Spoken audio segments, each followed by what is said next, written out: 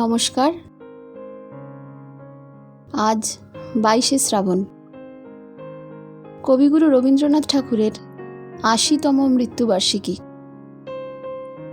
আজকের বৃত্তের বাইরে তাই একটু অন্যরকম। আজকে বৃত্তের বাইরেতে আমরা স্মরণ করব কবিগুরুকে। বৃত্তের বাইরেতে আজকের নিবেদন স্ত্রীর পত্র। গল্প পাঠে, এডিটিংয়ে এবং পোস্টার ডিজাইনিংয়ে প্রতিবারের মতো আমি ঋতুপর্ণা। শুরু হচ্ছে স্ত্রীর পত্র।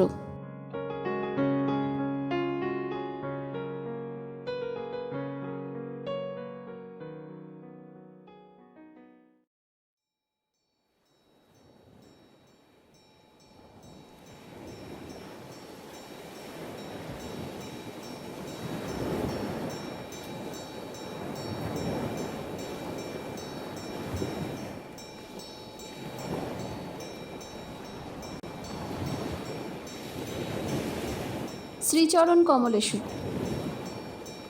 আজ 15 বছর আমাদের বিবাহ হয়েছে। আজ পর্যন্ত তোমাকে চিঠি লিখিনি। চিরদিন কাছেই পড়ে আছি। মুখের কথা অনেক শুনেছ, আমিও শুনেছি। চিঠি লেখবার মতো ফাঁকটুকু পাওয়া যায়নি। আজ আমি এসেছি তীর্থ করতে শ্রীক্ষেত্রে। তুমি আছো তোমার আপিসের কাজে। শামুকের সঙ্গে খোলসের যে সম্পর্ক, কলকাতার সঙ্গে তোমার তাই। সে তোমার দেহ মনের সঙ্গে এঁটে গিয়েছে। তাই তুমি আপিসে ছুটির দরখাস্ত করলে না। বিধাতার তাই অভিপ্রায় ছিল। তিনি আমার ছুটির দরখাস্ত মঞ্জুর করেছেন। আমি তোমাদের মেজ বউ। আজ 15 বছরের পরে এই সমুদ্রের ধারে দাঁড়িয়ে জানতে পেরেছি জগৎ এবং জগদীশ্বরের সঙ্গে আমার অন্য সম্বন্ধও আছে। তাই আজ সাহস করে এই চিঠিখানি লিখছি। এ তোমাদের মেজ বউয়ের চিঠি নয়।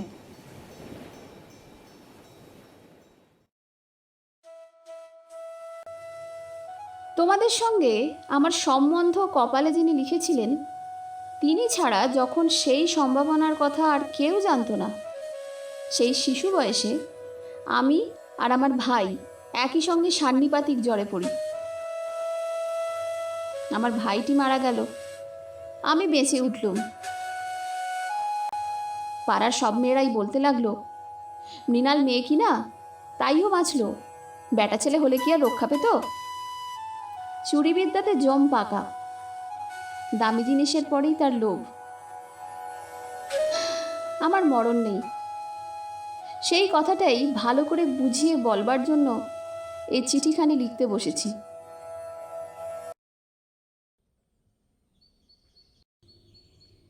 যেদিন তোমাদের দূরসম্পর্কের মামা তোমার বন্ধু নীরদকে নিয়ে কোণে দেখতে এলেন, তখন আমার বয়স 12। দুর্গম পাড়াগাঁয়ে আমাদের বাড়ি। সেখানে দিনের বেলা শেয়াল ডাকে।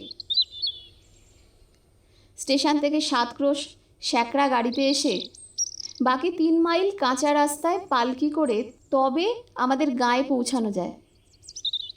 সেদিন তোমাদের কি হয়রানি! তার উপরে আমাদের বাঙাল দেশের রান্না। সেই রান্নার প্রহসন আজও মামা ভোলেননি।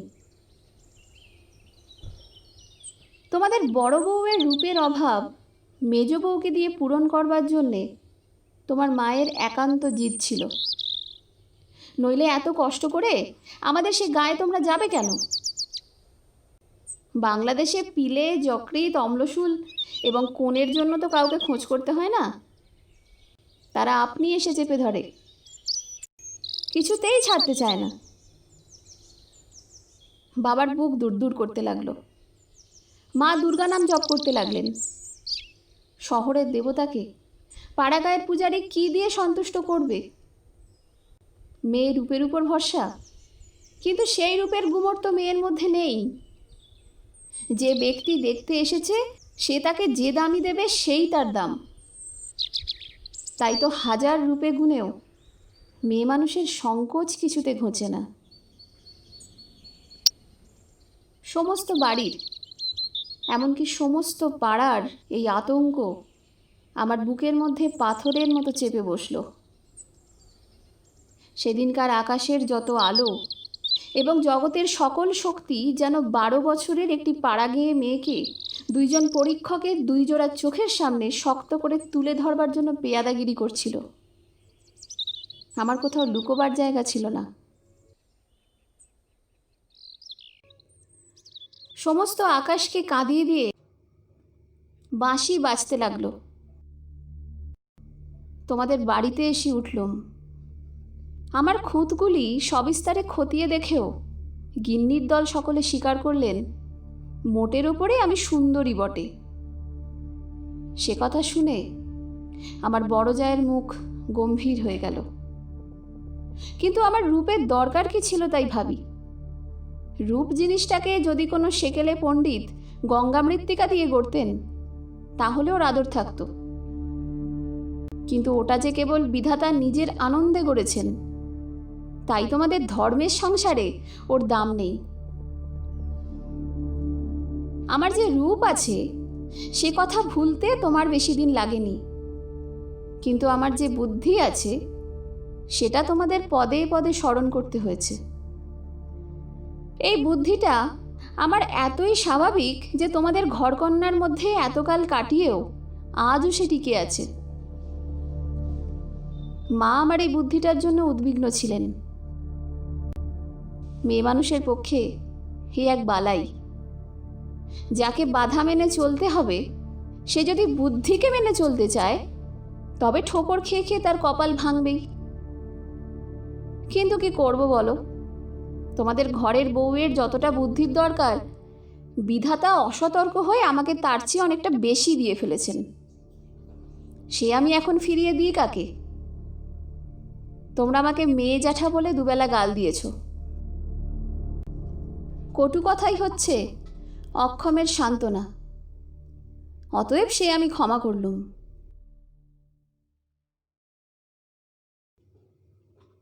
আমার একটা জিনিস তোমাদের ঘরকন্যার বাইরে ছিল, সেটা কেউ তোমরা জানোনি। আমি লুকিয়ে কবিতা লিখতুম। সে ছাইপাশ যাই হোক না, সেখানে তোমাদের অন্দরমহলের পাঁচিল ওঠেনি। সেইখানেই আমার মুক্তি, সেইখানে আমি আমার মধ্যে যা কিছু তোমাদের মেজ বউকে ছাড়িয়ে রয়েছে সে তোমরা পছন্দ করনি, চিনতেও পারোনি। তোমাদের ঘরের প্রথম স্মৃতির মধ্যে সবচেয়ে যেটা আমার মনে জাগছে সে তোমাদের গোয়াল ঘর। অন্দরমহলের সিঁড়িতে ওঠবার ঠিক পাশের ঘরেই তোমাদের গরু থাকে। সামনের উঠোনটুকু ছাড়া তাদের আর নড়বার জায়গা নেই। সেই উঠোনের কোণে তাদের জাবনা দেবার কাঠের গামলা। সকালে বেহারার নানা কাজ। উপবাসী গরুগুলো ততক্ষণ সেই গামলার ধারগুলো চেটে চেটে চিবিয়ে চিবিয়ে খাবলা করে দিত। আমার প্রাণ কাঁদত। আমি পাড়াগাঁয়ের মেয়ে। তোমাদের বাড়িতে যেদিন নতুন এলুম সেদিন সেই 2টি গরু এবং 3টি বাছুরি সমস্ত শহরের মধ্যে আমার চিরপরিচিত আত্মীয়ের মতো আমার চোখে ঠেকল। যতদিন নতুন বউ ছিলুম নিজে না খেয়ে লুকিয়ে ওদের খাওয়াতুম। যখন বড় হলুম তখন গরুর প্রতি আমার প্রকাশ্য মমতা লক্ষ্য করে আমার ঠাট্টার সম্পর্কীয়রা আমার গোত্র সম্বন্ধে সন্দেহ প্রকাশ করতে লাগলেন। আমার মেয়েটি জন্ম নিয়েই মারা গেল। আমাকেও সে সঙ্গে যাবার সময় ডাক দিয়েছিল। সে যদি বেঁচে থাকতো তাহলে সেই আমার জীবনের যা কিছু বড়, যা কিছু সত্য সমস্ত এনে দিত। তখন মেজ বউ থেকে একেবারে মা হয়ে বসতুম। মাঝে এক সংসারের মধ্যে থেকেও বিশ্ব সংসারের মা হবার দুঃখটুকু পেলুম, কিন্তু মা হবার মুক্তিটুকু পেলুম না। মনে আছে, ইংরেজ ডাক্তার এসে আমাদের অন্দর দেখে আশ্চর্য হয়েছিল এবং আঁতুর ঘর দেখে বিরক্ত হয়ে বকাবকি করেছিল। সদরে তোমাদের একটুখানি বাগান আছে, ঘরে সাজসজ্জা আসবাবের অভাব নেই, আর অন্দরটা যেন পশমের কাজের উল্টো পিঠ। সেদিকে কোনো লজ্জা নেই, শ্রী নেই, সজ্জা নেই।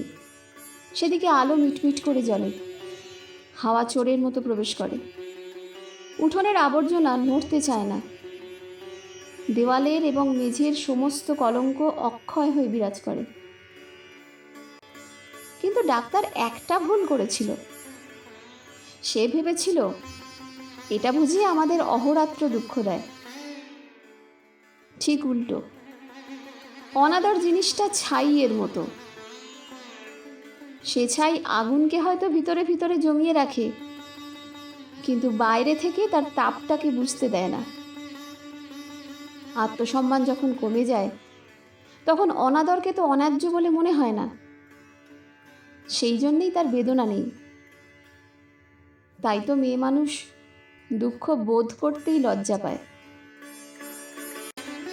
আমি তাই বলি, মেয়ে মানুষকে দুঃখ পেতেই হবে, এইটাই যদি তোমাদের ব্যবস্থা হয়, তাহলে যতদূর সম্ভব তাকে অনাদরে রেখে দেওয়াই ভালো।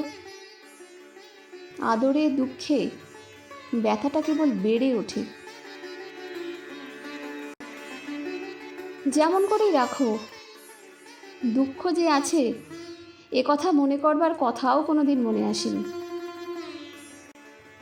আঁতুর ঘরে মরণ মাথার কাছে এসে দাঁড়ালো, মনে ভয়ই হলো না।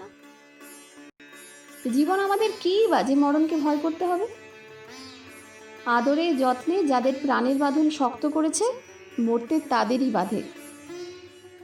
সেদিন যম যদি আমাকে ধরে টান দিত, তাহলে আলগা মাটি থেকে যেমন অতি সহজে ঘাসের চাপড়া উঠে আসে সমস্ত শিকড় শুদ্ধ, আমি তেমনই করে উঠে আসতাম। বাঙালির মেয়ে তো কথায় কথায় মরতে যায়, কিন্তু এমন মরায় বাহাদুরিটা কি? মরতে লজ্জা হয়। আমাদের পক্ষে ওটা এতই সহজ।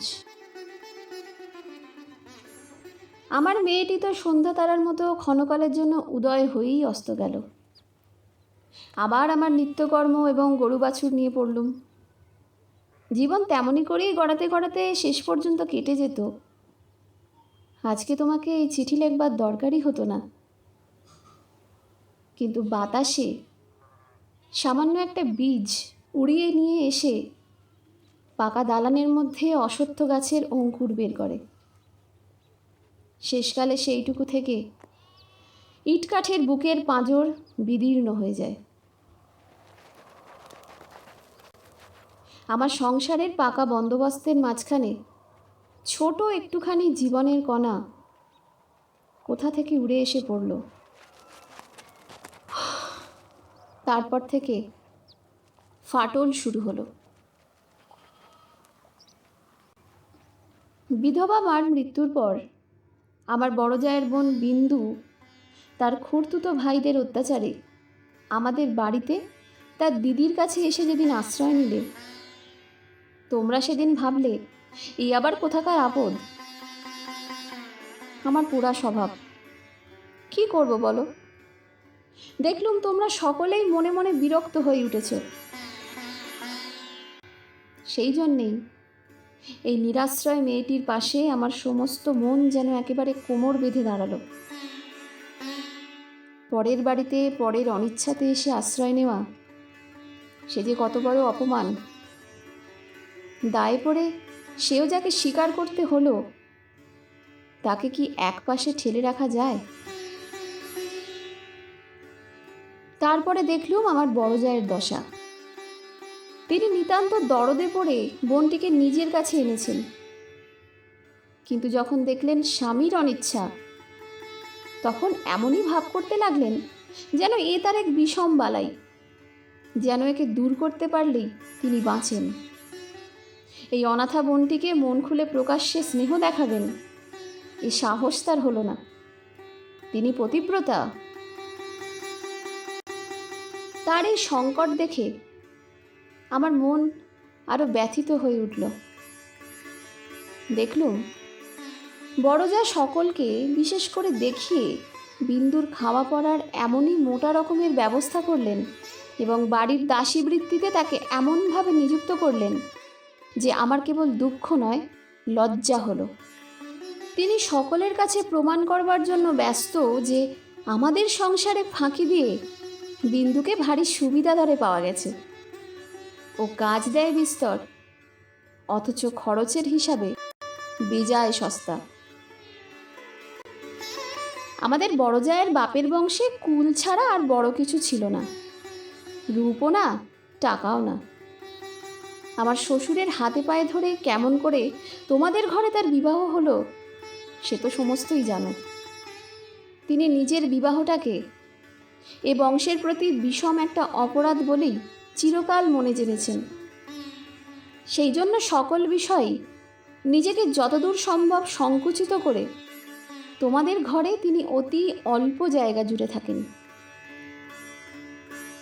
কিন্তু তার এই সাধু দৃষ্টান্তে আমাদের বড় মুশকিল হয়েছে। আমি সকল দিকে আপনাকে অত অসম্ভব খাটো করতে পারিনি।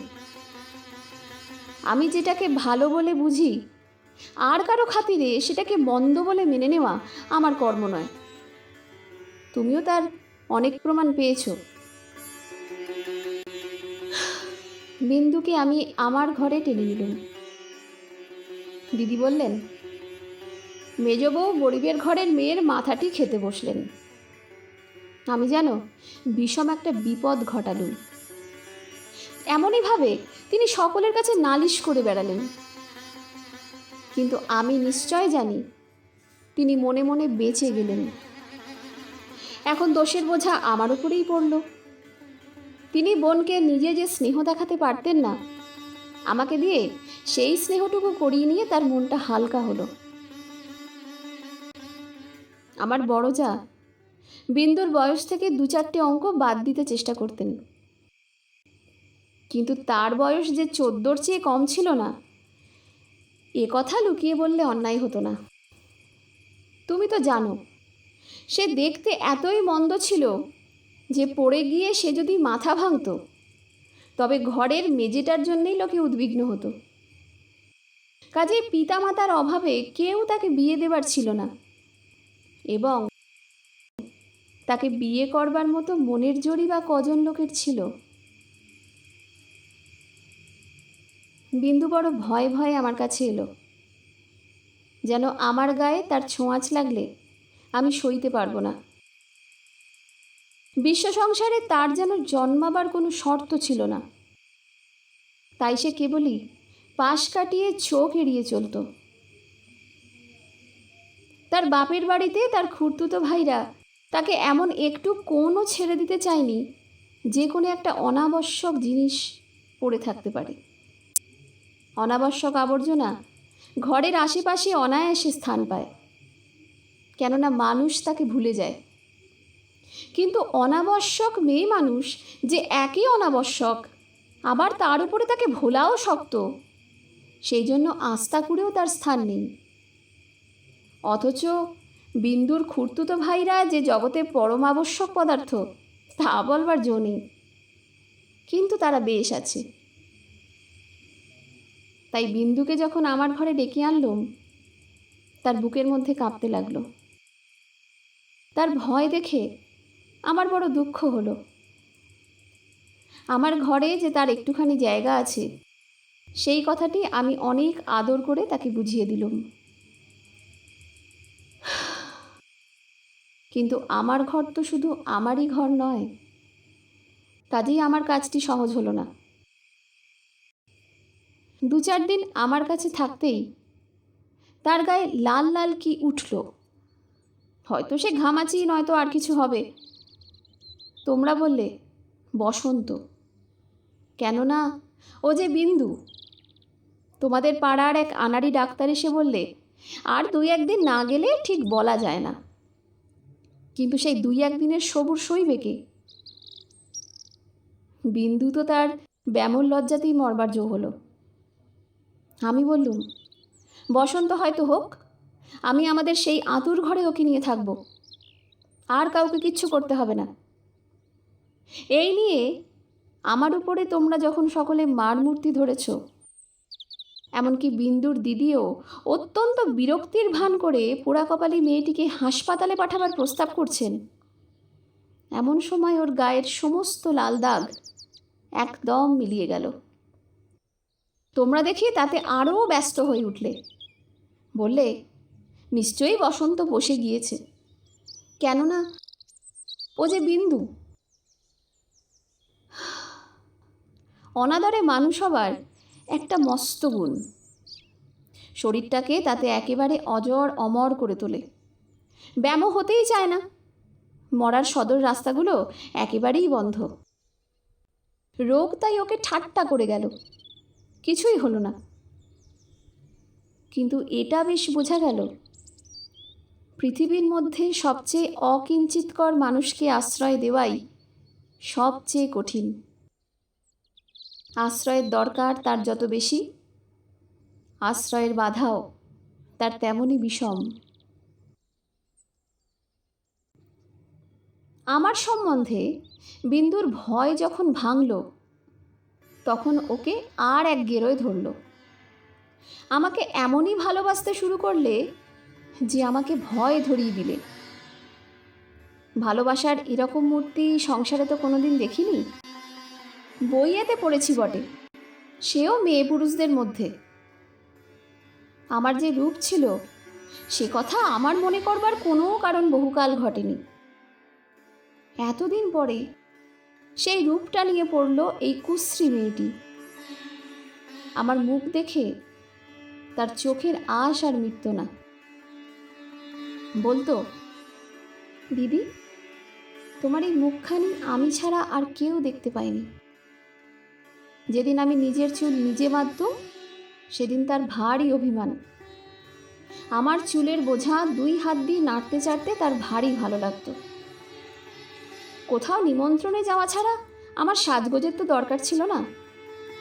কিন্তু বিন্দু আমাকে অস্থির করে রোজই কিছু না কিছু সাজ করাতো। মেয়েটা আমাকে নিয়ে একেবারে পাগল হয়ে উঠল। তোমাদের অন্দরমহলে কোথাও জমি 1 ছটাক নেই। উত্তর দিকে পাঁচিলের গায়ে নর্দমার ধারে কোনো গতিকে একটি গাব গাছ জন্মেছে। যেদিন দেখতুম সেই গাবের গাছের নতুন পাতাগুলি রাঙা টকটকে হয়ে উঠেছে, সেই দিন জানতুম ধরাতলে বসন্ত এসেছে বটে। আমার ঘরকন্যার মধ্যে ওই অনাদৃত মেয়েটার চিত্ত যেদিন আগাগোড়া এমন রঙিন হয়ে উঠল, সেদিন আমি বুঝলুম হৃদয়ের জগতেও একটা বসন্তের হাওয়া আছে। সে কোন স্বর্গ থেকে আসে, গলির মোড় থেকে আসে না। বিন্দুর ভালোবাসার দুঃসহ বেগে আমাকে অস্থির করে তুলেছিল। একবার তার ওপর রাগ হতো, সে কথা স্বীকার করি। কিন্তু তার এই ভালোবাসার ভিতর দিয়ে আমি আপনার একটি স্বরূপ দেখলুম, যা আমি জীবনে আর কোনো দিন দেখিনি। সেই আমার মুক্ত স্বরূপ।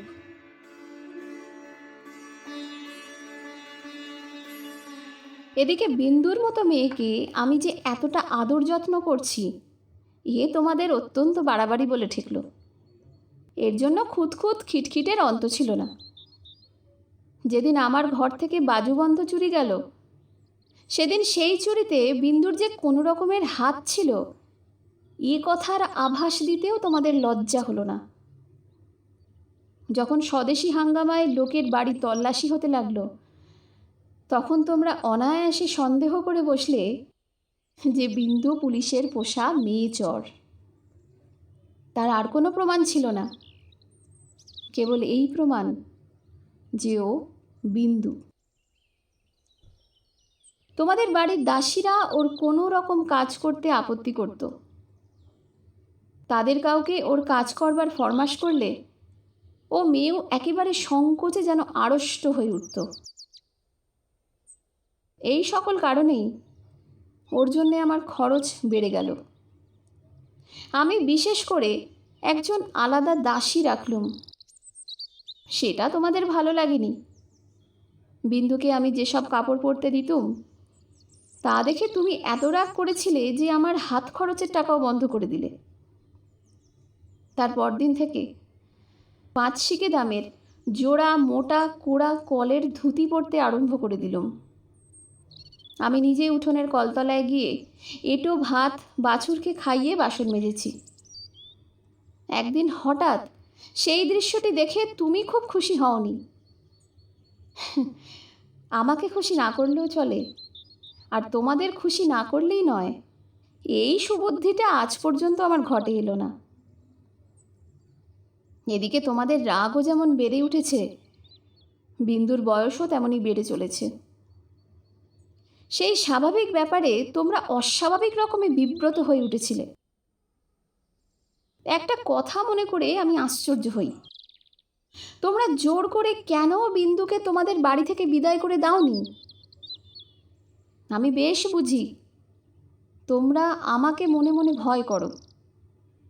বিধাতা যে আমাকে বুদ্ধি দিয়েছিলেন, ভিতরে ভিতরে তার খাতির না করে তোমরা বাঁচো না। অবশেষে বিন্দুকে নিজের শক্তিতে বিদায় করতে না পেরে তোমরা প্রজাপতি দেবতার শরণাপন্ন হলে। বিন্দুর বর ঠিক হলো। বড়জা বললেন, ওহ, বাঁচলাম, মা কালী আমাদের বংশের মুখ রক্ষা করলেন। বর কেমন তা জানি নে, তোমাদের কাছে শুনলাম সকল বিষয়ই ভালো। বিন্দু আমার পা জড়িয়ে ধরে কাঁদতে লাগলো। বললে, দিদি, আমার আবার বিয়ে করা কেন? আমি তাকে অনেক বুঝিয়ে বললুম, বিন্দু, তুই ভয় করিস নে, শুনেছি তোর বর ভালো। বিন্দু বললে, বর যদি ভালো হয় আমার কি আছে যে আমাকে তার পছন্দ হবে? বরপক্ষেরা বিন্দুকে তো দেখতে আসবার নামও করলে না। বরদিদি তাতে বড় নিশ্চিন্ত হলেন। কিন্তু দিন রাত্রে বিন্দুর কান্না আর থামতে চায় না। সে তার কি কষ্ট সে আমি জানি। বিন্দুর জন্যে আমি সংসারে অনেক লড়াই করেছি, কিন্তু ওর বিবাহ বন্ধ হোক এ কথা বলবার সাহস আমার হলো না। আর কিসের জোরেই বা বলবো? আমি যদি মারা যাই তোর কি দশা হবে? একে তো মেয়ে, তাতে কালো মেয়ে, কার ঘরে চলল, ওর কি দশা হবে সে কথা না ভাবাই ভালো। ভাবতে গেলে প্রাণ কেঁপে ওঠে। বিন্দু বললে, দিদি, বিয়ের আর 5 দিন আছে, এর মধ্যে আমার মরণ হবে নাকি? আমি তাকে খুব ধমকে দিলুম, কিন্তু অন্তর্যামী জানেন, যদি কোনো সহজভাবে বিন্দুর মৃত্যু হতে পারত তাহলে আমি আরাম বোধ করতুম। বিবাহের আগের দিন বিন্দু তার দিদিকে গিয়ে বললে, দিদি, আমি তোমাদের গোয়াল ঘরে পড়ে থাকব, আমাকে যা বলবে তাই করব, তোমার পায়ে পড়ি, আমাকে এমন করে ফেলে দিও না। কিছুকাল থেকে লুকিয়ে লুকিয়ে দিদির চোখ দিয়ে জল পড়ছিল, সেদিনও পড়ল। কিন্তু শুধু হৃদয় তো নয়, শাস্ত্রও আছে।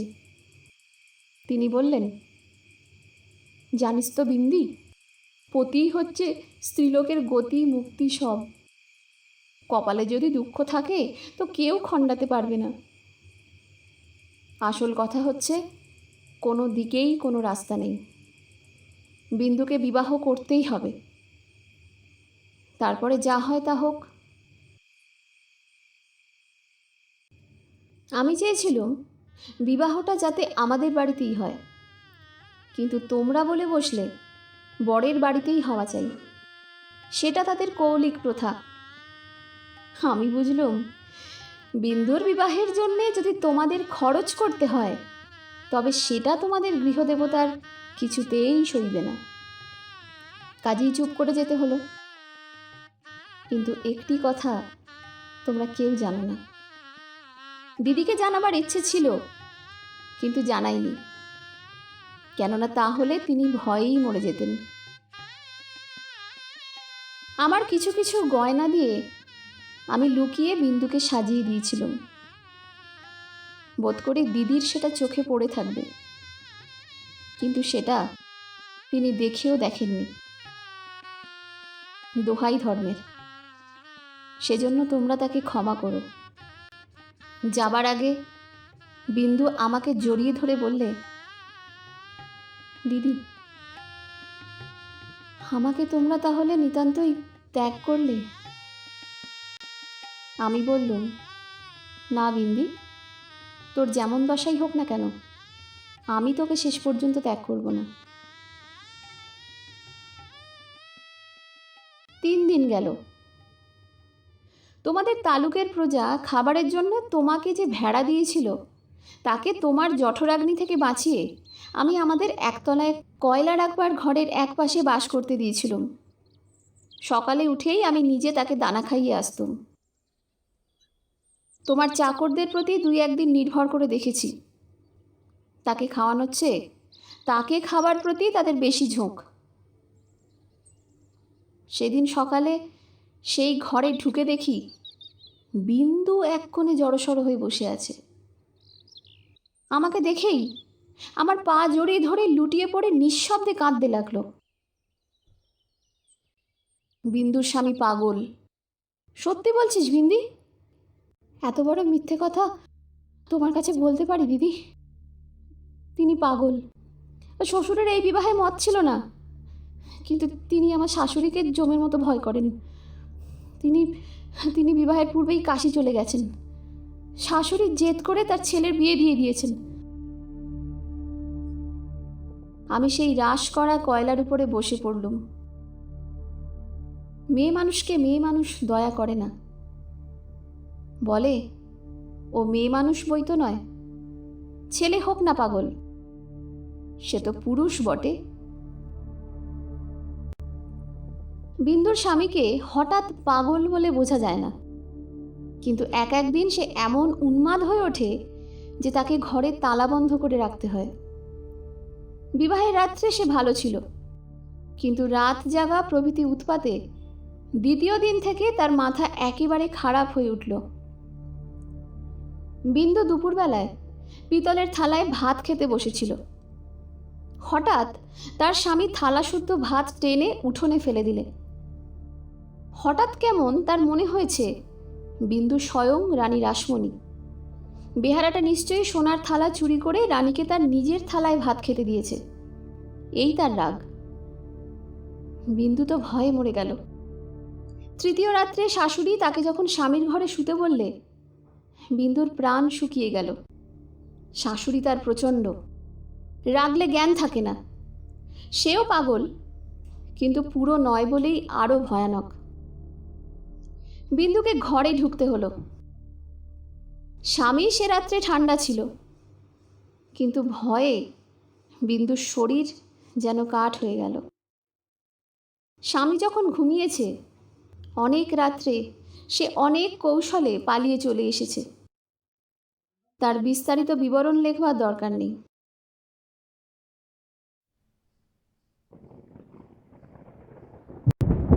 ঘৃণায় রাগে আমার সকল শরীর জ্বলতে লাগলো। আমি বললুম, এমন ফাঁকির বিয়ে বিয়েই নয়। বিন্দু, তুই যেমন ছিলি তেমনই আমার কাছে থাক, দেখি তোকে কে নিয়ে যেতে পারে। তোমরা বললে, বিন্দু মিথ্যে কথা বলছে। আমি বললুম, ও কখনো মিথ্যে বলেনি। তোমরা বললে, কেমন করে জানলে? আমি বললুম, আমি নিশ্চয়ই জানি। তোমরা ভয় দেখালে। বিন্দু শ্বশুরবাড়ির লোকে পুলিশ কেস করলে মুশকিলে পড়তে হবে। আমি বললুম, ফাঁকি দিয়ে পাগল বরের সঙ্গে ওর বিয়ে দিয়েছে, এ কথা কি আদালত শুনবে না? তোমরা বললে, তবে কি এই নিয়ে আদালত করতে হবে নাকি? কেন, আমাদের দায় কিসের? আমি বললুম, আমি নিজের গয়না বেচে যা করতে পারি করব। তোমরা বললে, উকিল বাড়ি ছুটবে নাকি? এ কথার জবাব নেই। কপালে করাঘাত করতে পারি, তার বেশি আর কি করব? ওদিকে বিন্দুর শ্বশুর বাড়ি থেকে ওর ভাসুর এসে বাইরে বিষম গোল বাঁধিয়েছে। সে বলছে সে থানায় খবর দেবে। আমার যে কি জোর আছে জানি নে, কিন্তু কসাইয়ের হাত থেকে যে গরু প্রাণ ভয়ে পালিয়ে এসে আমার আশ্রয় নিয়েছে, তাকে পুলিশের তাড়ায় আবার সেই কসাইয়ের হাতেই ফিরিয়ে দিতে হবে, এ কথা কোনো মতেই আমার মন মানতে পারল না। আমি স্পর্ধা করে বললুম, তা দিক থানায় খবর। এই বলে মনে করলুম বিন্দুকে এই বেলা আমার শোবার ঘরে এনে তাকে দিয়ে ঘরে তালাবন্ধ করে বসে থাকি। খোঁজ করে দেখি বিন্দু নেই। তোমাদের সঙ্গে আমার বাদ প্রতিবাদ যখন চলছিল, তখন বিন্দু আপনি বাইরে গিয়ে তার ভাসুরের কাছে ধরা দিয়েছে। বুঝেছে এ বাড়িতে যদি সে থাকে তবে আমাকে সে বিষম বিপদে ফেলবে। মাঝখানে পালিয়ে এসে বিন্দু আপন দুঃখ আরও বাড়ালে। তার শাশুড়ির তর্ক এই যে তার ছেলে তো ওকে খেয়ে ফেলছিল না। মন্দ স্বামীর দৃষ্টান্ত সংসারে দুর্লভ নয়, তাদের সঙ্গে তুলনা করলে তার ছেলে যে সোনার চাঁদ। আমার বড় যা বললেন, ওর পোড়া কপাল, তা নিয়ে দুঃখ করে কি করব? তা পাগল হোক ছাগল হোক, স্বামী তো বটে। কুষ্ঠরোগীকে কোলে করে তার স্ত্রী বেশ্যার বাড়িতে পৌঁছে দিয়েছে, সতীসাধ্যী সেই দৃষ্টান্ত তোমাদের মনে জাগছিল।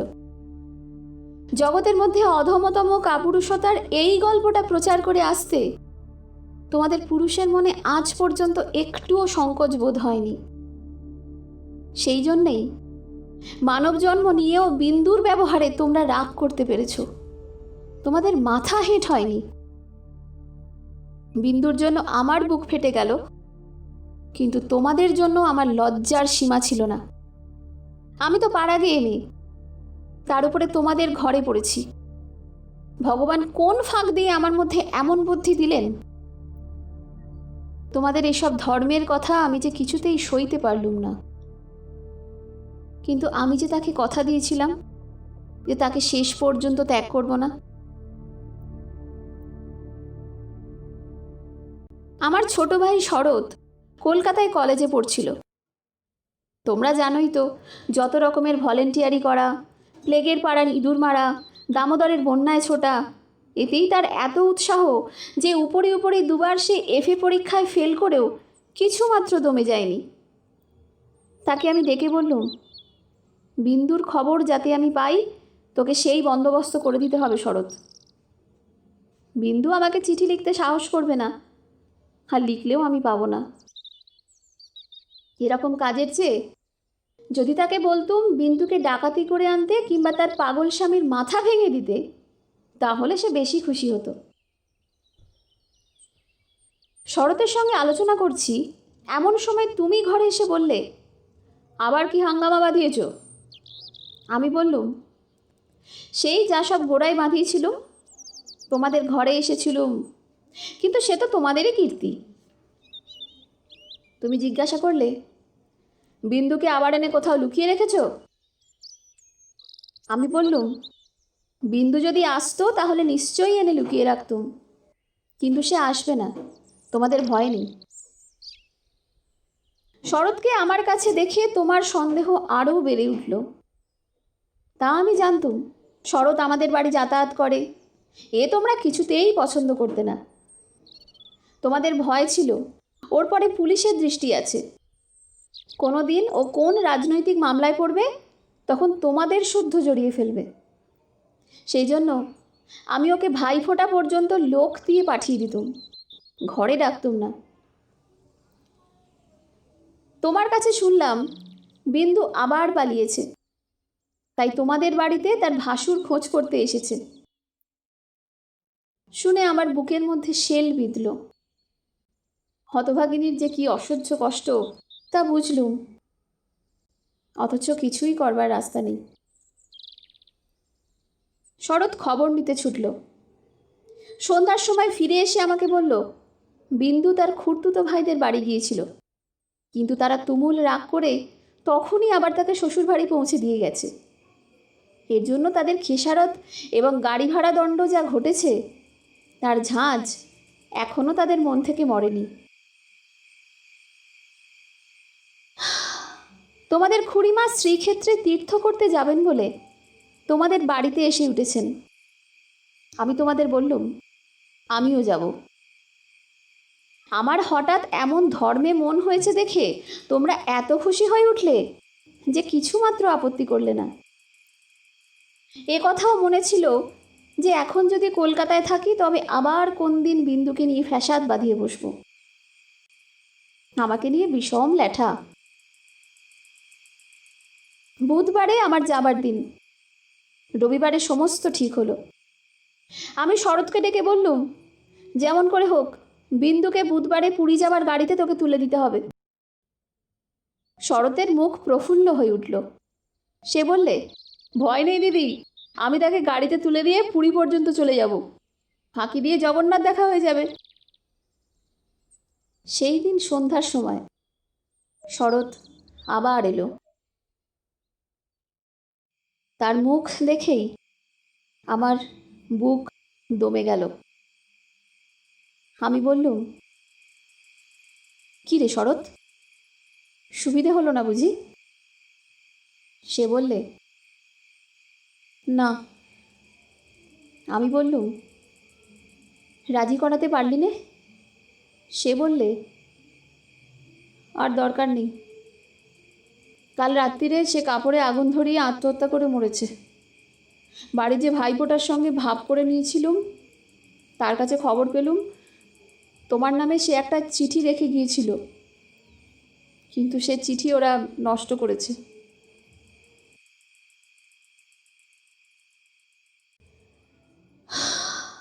যাক, শান্তি হলো। দেশ শুদ্ধ লোক চটে উঠল, বলতে লাগলো, মেয়েদের কাপড়ে আগুন লাগিয়ে মরা একটা ফ্যাশন হয়েছে। তোমরা বললে, এ সমস্ত নাটক করা। তা হবে, কিন্তু নাটকের তামাশাটা কেবল বাঙালি মেয়েদের শাড়ির ওপর দিয়েই হয় কেন, আর বাঙালি বীর পুরুষদের কোঁচার ওপর দিয়ে হয় না কেন, সেটাও তো ভেবে দেখা উচিত। বিন্দিটার এমনই পোড়া কপাল বটে, যতদিন বেঁচে ছিল রূপে গুণে কোনো যশ পায়নি। আর মরবার বেলায়ও যে একটু ভেবে চিনতে এমন একটা নতুন ধরনে মরবে যাতে দেশের পুরুষরা খুশি হয়ে হাততালি দেবে, তাও তার ঘটে এলো না। মরেও লোকেদের চটিয়ে দিলে। দিদি ঘরের মধ্যে লুকিয়ে কাঁদলেন, কিন্তু সে কান্নার মধ্যে একটা সান্ত্বনা ছিল। যাই হোক না কেন, তবু রক্ষা হয়েছে। মরেছে বই তো না, বেঁচে থাকলে কি না হতে পারত। আমি তীর্থে এসেছি, বিন্দুর আর আসবার দরকার হলো না, কিন্তু আমার দরকার ছিল।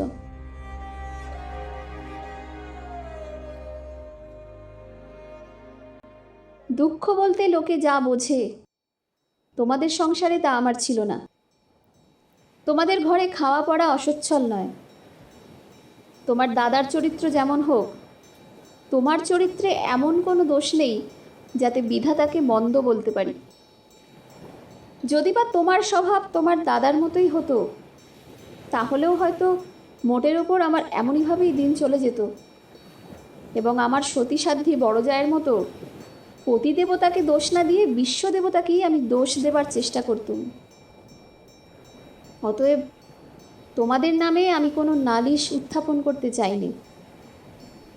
আমার এই চিঠি সেজন্য নয়, কিন্তু আমি আর তোমাদের সেই 27 নম্বর মাখন বড়ালের গলিতে ফিরব না। আমি বিন্দুকে দেখেছি। সংসারের মাঝখানে মেয়ে মানুষের পরিচয়টা যে কী তা আমি পেয়েছি। আর আমার দরকার নেই। তারপরে এও দেখেছি ও মেয়ে বটে, তবু ভগবান ওকে ত্যাগ করেননি। ওর ওপরে তোমাদের যত জোরই থাক না কেন, সে জোরের অন্ত আছে। ও আপনার হতভাগ্য মানব জন্মের চেয়েও বড়। তোমরাই যে আপন ইচ্ছা মতো আপন দস্তুর দিয়ে ওর জীবনটাকে চিরকাল পায়ের তলায় চেপে রেখে দেবে, তোমাদের পা এত লম্বা নয়। মৃত্যু তোমাদের চেয়ে বড়। সেই মৃত্যুর মধ্যে সে মহান। সেখানে বিন্দু কেবল বাঙালি ঘরের মেয়ে নয়, কেবল খুড়তুতো ভাইয়ের বোন নয়, কেবল অপরিচিত পাগল স্বামীর প্রবঞ্চিত স্ত্রী নয়, সেখানে সে অনন্ত। সেই মৃত্যুর বাঁশি এই বালিকার ভাঙা হৃদয়ের ভিতর দিয়ে আমার জীবনের যমুনা পাড়ে যেদিন বাজল, সেদিন প্রথমটা আমার বুকের মধ্যে যেন বান বিঁধল। বিধাতাকে জিজ্ঞাসা করলুম, জগতের মধ্যে যা কিছু সবচেয়ে তুচ্ছ তাই সবচেয়ে কঠিন কেন? এই গলির মধ্যেকার চারদিকে প্রাচীর তোলা নিরানন্দের অতি সামান্য বুদবুদটা এমন ভয়ঙ্কর বাধা কেন? তোমার বিশ্বজগৎ তার 6 ঋতু সুধাপাত্র হাতে করে যেমন করেই ডাক দিক না কেন, এক মুহূর্তের জন্য কেন আমি এই অন্দরমহলটার এইটুকু মাত্র চৌকাঠ বেরোতে পারিনি? তোমার এমন ভুবনে আমার এমন জীবন নিয়ে কেন ওই অতি তুচ্ছ ইটকাঠের আড়ালটার মধ্যেই আমাকে তিলে তিলে মরতেই হবে? কত তুচ্ছ আমার এই প্রতিদিনের জীবনযাত্রা, কত তুচ্ছ এর সমস্ত বাধা নিয়ম, বাধা অভ্যাস, বাধা বুলি, এর সমস্ত বাধা মার। কিন্তু শেষ পর্যন্ত সেই দীনতার নাগপাশ বন্ধনেরই হবে জিত, আর হার হলো তোমার নিজের সৃষ্টি ওই আনন্দলোকের। কিন্তু মৃত্যুর বাঁশি বাজতে লাগলো। কোথায় রে রাজমিস্ত্রির গড়া দেওয়াল, আর কোথায় রে তোমাদের ঘোড়ো আইন দিয়ে গড়া কাঁটার বেড়া? কোন দুঃখে কোন অপমানে মানুষকে বন্দি করে রেখে দিতে পারে? ওই তো মৃত্যুর হাতে জীবনের জয় পতাকা উঠছে। ওরে মেজ বউ, ভয় নেই তোর। মেজ বউয়ের খোলস ছিন্ন হতে এক নিমেষও লাগে না। তোমাদের গলিকে আর আমি ভয় করিনি। আমার সম্মুখে আজ নীল সমুদ্র, আমার মাথার উপরে আষাঢ়ের মেঘপুঞ্জ। তোমাদের অভ্যাসের অন্ধকারে আমাকে ঢেকে রেখে দিয়েছিল। ক্ষণকালের জন্য বিন্দু এসে সেই আবরণের ছিদ্র দিয়ে আমাকে দেখে নিয়েছিল। সেই মেয়েটাই তার আপনার মৃত্যু দিয়ে আমার আবরণখানা আগাগোড়া ছিন্ন করে দিয়ে গেল। আজ বাইরে এসে দেখি আমার গৌরব রাখবার আর জায়গা নেই। আমার এই অনাদৃত রূপ যার চোখে ভালো লেগেছে, সেই সুন্দর সমস্ত আকাশ দিয়ে আমাকে চেয়ে দেখছেন। এইবার মরেছে মেজে বউ। তুমি ভাবছো আমি মরতে যাচ্ছি? ভয় নেই, অমন পুরনো ঠাট্টা তোমাদের সঙ্গে আমি করব না। মীরাবাইও তো আমারই মতো মেয়ে মানুষ ছিল, তার শিকলও তো কম ভারী ছিল না। তাকে তো বাঁচবার জন্যে মরতে হয়নি।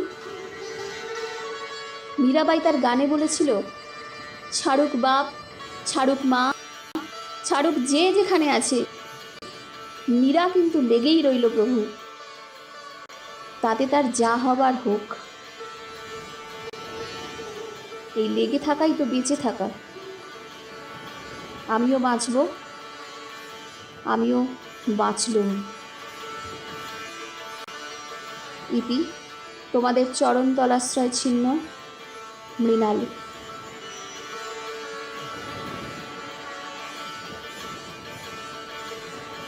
শেষ হলো 22শে শ্রাবণ উপলক্ষে বৃত্তের বাইরের বিশেষ নিবেদন স্ত্রীর পত্র।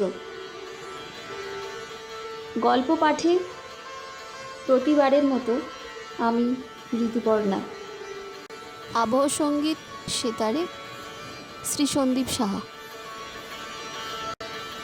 গল্পটি কেমন লাগলো তা জানিয়ে অতি অবশ্যই নিচের কমেন্ট বক্সে আপনার মন্তব্যটি ছেড়ে যাবেন।